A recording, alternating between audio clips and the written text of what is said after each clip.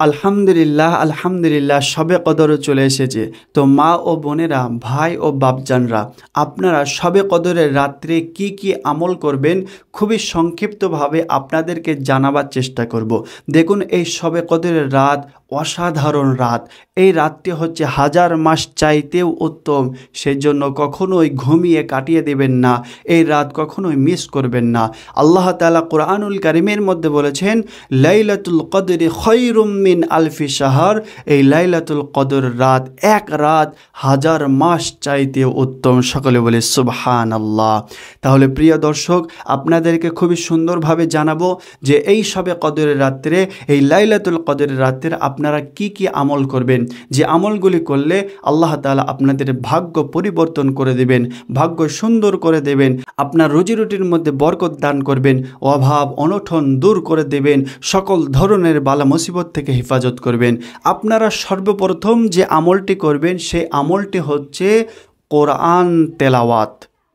সেই আমলটি হচ্ছে কোরআন তেলাওয়াত। যেনারা আলহামদুলিল্লাহ কোরআন পারেন, অবশ্যই এই রাতে আপনারা বেশি থেকে বেশি কোরআন তেলাওয়াত করবেন, কারণ এই রাতে আল্লাহ তাআলা কোরআন নাজিল করেছিলেন। আল্লাহ তাআলা বলছেন, ইন্না আনজালনাহু ফি লাইলাতিল কদর। আল্লাহ তাআলা বলছেন যে এই রাতে, এই লাইলাতুল কদরের রাত্রে আমি আল্লাহ কোরআন নাজিল করেছি। সকলে বলি সুবহানাল্লাহ।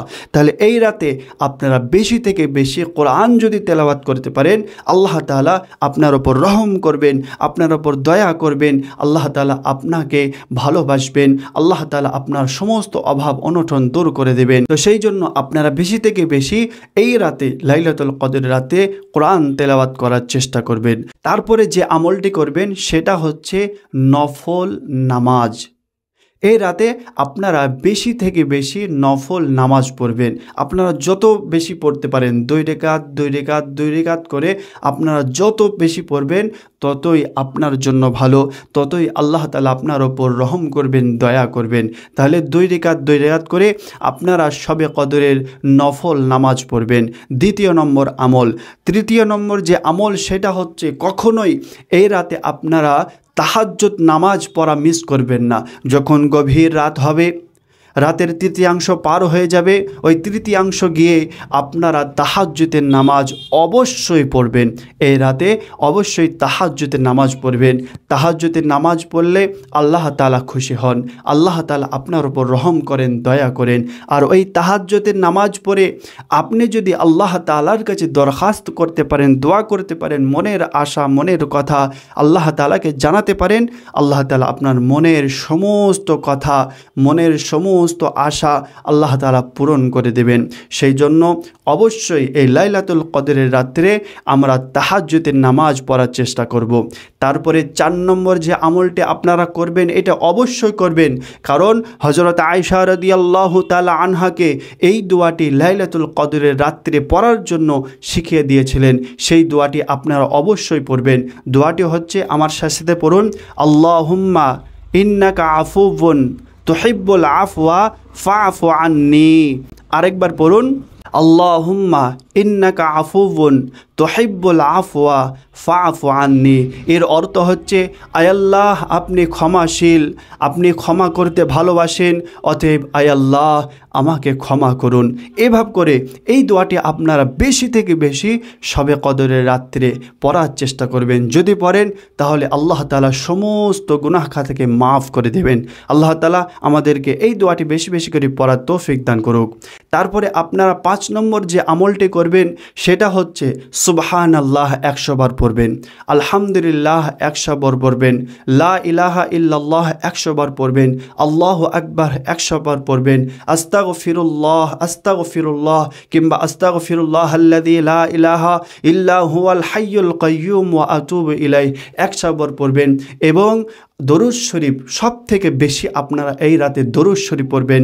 আল্লাহুম্মা সাল্লি আলা মুহাম্মাদিন ওয়া আলা আলি মুহাম্মাদ কামা সাল্লাইতা আলা ইব্রাহিম ওয়া আলা আলি ইব্রাহিম ইন্নাকা হামিদুম মাজিদ। আল্লাহুম্মা বারিক আলা মুহাম্মাদ ওয়া আলা আলি মুহাম্মাদ কামা বারাকতা আলা ইব্রাহিম ওয়া আলা আলি ইব্রাহিম ইন্নাকা হামিদুম মাজিদ। এই দরুদটি পড়তে পারলে তো আলহামদুলিল্লাহ। যদি এই দরুদটি পড়ার সময় না হয় সেই ভাব, তাহলে আপনারা সবচাইতে ছোট যে দরুদ সেই দরুদটি পড়বেন সাল্লাল্লাহু আলাইহি ওয়াসাল্লাম, সাল্লাল্লাহু আলাইহি ওয়াসাল্লাম।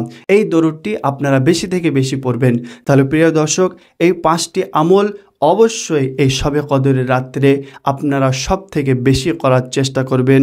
আল্লাহ তাআলা আমাদের সকলকে তৌফিক দান করুক। আমলগুলি আরেকবার বলছি, মনোযোগ দিয়ে শুনুন। নাম্বার 1 হচ্ছে কোরআন তেলাওয়াত, নাম্বার 2 হচ্ছে নফল নামাজ, নাম্বার 3 হচ্ছে তাহাজ্জুদের নামাজ, নাম্বার 4 হচ্ছে শবে কদরের যে দোয়া আল্লাহুম্মা ইন্নাকা আফুউন তুহিব্বুল আফওয়া ফা'ফু আন্নি, এই দোয়াটি, নাম্বার 5 হচ্ছে সুবহানাল্লাহ, আলহামদুলিল্লাহ, লা ইলাহা ইল্লাল্লাহ, আল্লাহু আকবার এবং দরুদ শরীফ, ইস্তেগফার, এইগুলা আপনারা অবশ্যই করার চেষ্টা করবেন। আমরা যদি এই আমলগুলি ইখলাসের সাথে করতে পারি, আল্লাহ তাআলা আমাদের সমস্ত জীবনের গুনাহ খাতাকে মাফ করে দেবেন এবং আমাদের রুজি রুটির মধ্যে আল্লাহ তাআলা বরকত দান করবেন, অভাব অনটন দূর করে দেবেন, আমাদের তাকদির ভালো করে দেবেন। আগামী 1 বছর খুবই সুন্দরভাবে আমরা কাটাতে পারবো। আল্লাহ তাআলা আমাদের সকলকেই এই আমলগুলি বেশি থেকে বেশি করার তৌফিক দান করুক। সকলে বলে আল্লাহ আমিন। এই বলে ভিডিওটি এখানে শেষ করছি। সকলে ভালো থাকুন, সুস্থ থাকুন। আসসালামু আলাইকুম ওয়া রাহমাতুল্লাহ।